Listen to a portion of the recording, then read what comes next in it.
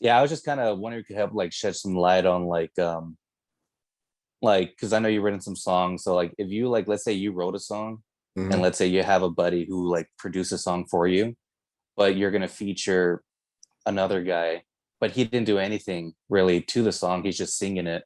Does he get a cut of like of the royalties too? Like, is he going to be a part of when you register your song with those songwriting organizations?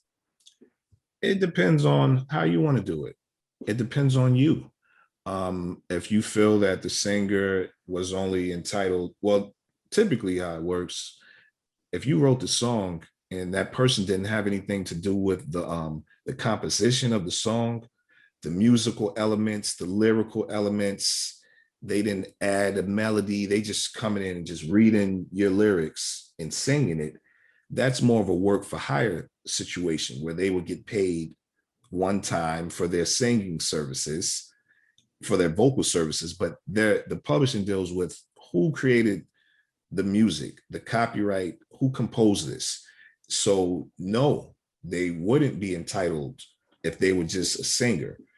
But if it was a friend of yours and you all were working together and he made the beat, you wrote the lyrics, and she just had a beautiful voice, and you knew you needed her to make this song pop, you may say, yeah, I'll give you a share of the publishing, even though they didn't contribute to the writing.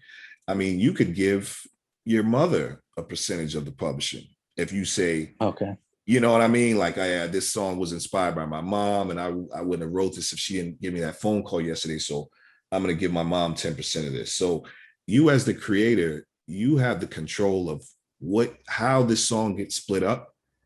If you wanted all of it, that's your right. If you want to take 80% of the song or 100%, and you feel like they only deserve 5%, that's your call. That's totally your call. Okay.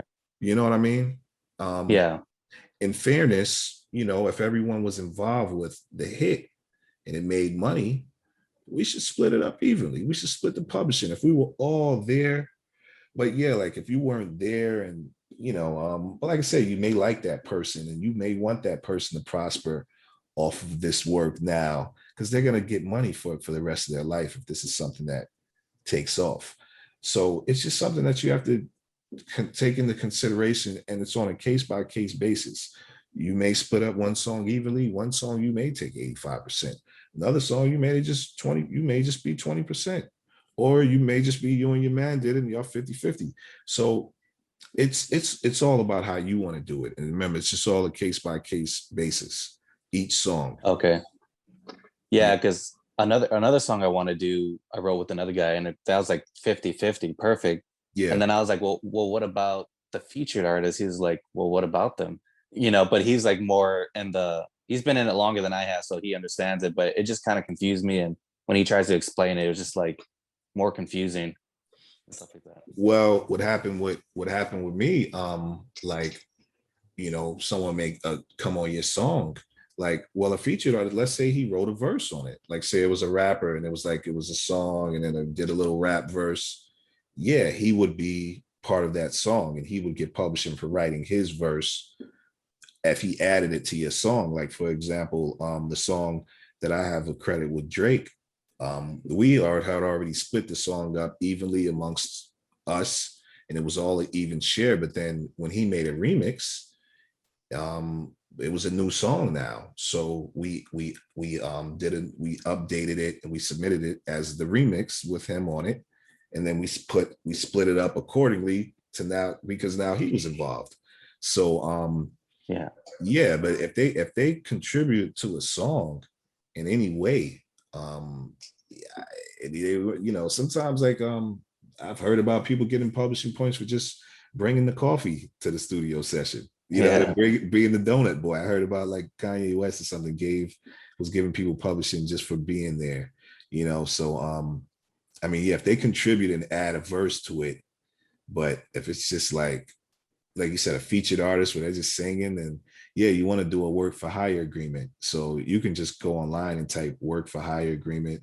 And you really want to use these for everything that you're doing: graphic designers, videographers, You want to have these work for hire agreements in place, because then they'll say they own that. They can come back and try to say, well, like a videographer, he can be like, oh, well, I own that footage. So you want to have a work for hire agreement in this business when you're doing, when you're doing featured artists and they have no creative input in the music. Work for hire agreement, pay them, it's over with. You know what I'm saying? They do have what's called a performance royalty now, a digital performance royalty, but that's up to that singer to collect. It's a company called Sound Exchange. Is it Sound Exchange? I heard a sound exchange. Yeah, Sound Exchange. What they do is they pay the performers, because these performers were getting pissed. They're like, hey, we're not getting any publishing royalties. We're on these songs, we're on these hit songs. And yeah, we didn't write these songs, but our voice contributed to this hit. So we want to get paid. So they created a digital performance royalty, which the singers the featured artists can collect a royalty, but that's up to them. That's not your responsibility. You know what I'm saying? Okay. So you just Yeah. got to be on top of your publishing. And, or if you're managing artists and they're under you, you on top of the publishing administration. But yeah, that's a work for hire situation, to answer your question fully. And always remember that, like I said, even with graphic design, when you're getting that artwork done, you pay somebody on Fiverr, make sure you get that guy to sign a work for hire agreement. If there's not one, like Fiverr, wherever you're going through to do the graphic design, or if it's just a email exchange, make sure you draft your own work for hire agreement. And the work for hire agreement says you own this, excuse me, for lack of a better word, No, that's cool. you own this 100%. Yeah. And this is mine. I paid you $100 or whatever I paid you on this date. This is my name. This is your name. It's almost, it works as a split sheet. It's like, it's letting them know, Yeah. I paid you. This is mine now. You can't claim this. So that's what you want to do. Yeah. Do you use split sheets too, or is that just like more like a beginner thing? Nah, split sheets it's mandatory. You have to have some paper trail of the copyright of the creation. If it's just you and you made it all, the music all by yourself, you don't have to like make a split sheet for yourself. But if the song goes to the top, they're gonna want to know what are the percentages, and essentially that's the split sheet. It doesn't necessarily have to be on a piece of paper. It's just the acknowledgement that you own 100% or 50%. And to have it, like, if you did it yourself, it's like you sign the paper and you submit it to them, and they have it on paper that you signed saying that you own that, so they'll hold you against that. So it's like it's acknowledgement of your ownership of the copyright. So if it's with someone else, you'll both have the paper. It's almost like it's like money, almost like it's like proving, hey, this check is coming to my house. So it's something that you need to do with your songs if you plan on registering them. But the split sheet, once you register the song, it's really all you have to do. That becomes like the split sheet almost, because it's registered online in the PRO's database what the splits are. And like I said, like if it goes to a major label, they may want you to send documentation of how much you own of the song, so they can know how much to cut you in. And so yeah, a split sheet is definitely necessary in the long run. Eventually, if you want to release your songs majorly and you plan on taking it to the next level, you want to have your split sheets in order. Definitely, because you don't want to be in negotiations after the fact, because that's when a lot of times people try to get sassy. There was this video on Vice. It was Cisco. The Thong song, right? Yeah. Thong. So you gotta watch this video. You gotta watch this. This is like publishing. This is like a if I had a class on publishing, I would show this video. So what happened was they make this great song. They make this great song. I mean, they pieced it together. The producers came, and then Cisco came and he added his thing, and then the label hired this violinist, and he did that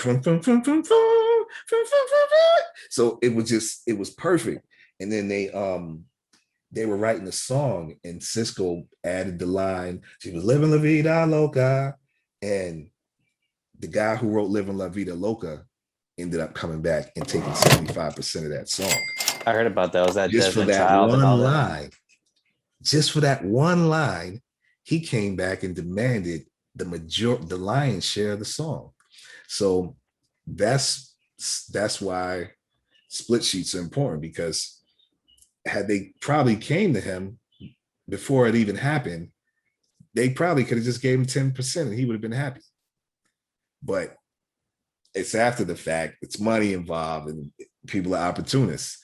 I want 75%. You took my, you know what I mean? So yeah, it's just So is that something like, did he like trademark Leaving La Vida Loca, or like once you make Leaving La Vida Loca, it's yours? Like, it was said in the same cadence. It was clear that was, you took my lyric. That was my, yeah, it's one thing to just say like rolling down the street, like a simple phrase, but if you say it in a certain way to where it sounds like you sampled that from my song, then you got to give me a writing credit. I was part of the song, that's crazy. Yeah, so yeah.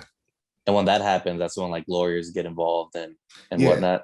yeah, Yeah. yeah. That was a great one right there, lawsuit. I mean, anybody would have went after him for that. And it happens all the time. People use a little sample or a piece of the song. And a friend of mine, I haven't seen him in a while, Trinidad, James, he got a piece of a Bruno Mars song just because he said something from his All Gold Everything song, Yeah. so yeah, man, split sheets are important, giving people credit for their songwriting. Sometimes you may want to reach out to some people. I mean, split sheets are very important. It's very important in the music business. Is Yeah. that more? I really haven't seen one, but I heard of them. But is that more or less just like percentages and your name, sign it, or that's like what you did in that song and whatnot? Does it go that in depth into it? What do you mean? Like, is it just like your name, my name, and the percentage, and then we sign? Or is it like your name, percentage, I did this, You can write it on and the then napkin. You can write it on the napkin. It's just saying, on today's date, yeah, me and you made a song. It's called this. I contributed. I wrote the lyrics. He made the beat. We're going to split this 50-50. Sign here, witness, maybe. Maybe you may have a witness on there. So yeah, that's pretty much it. I mean, like I said, it can be written on a napkin. As long as those signatures are there.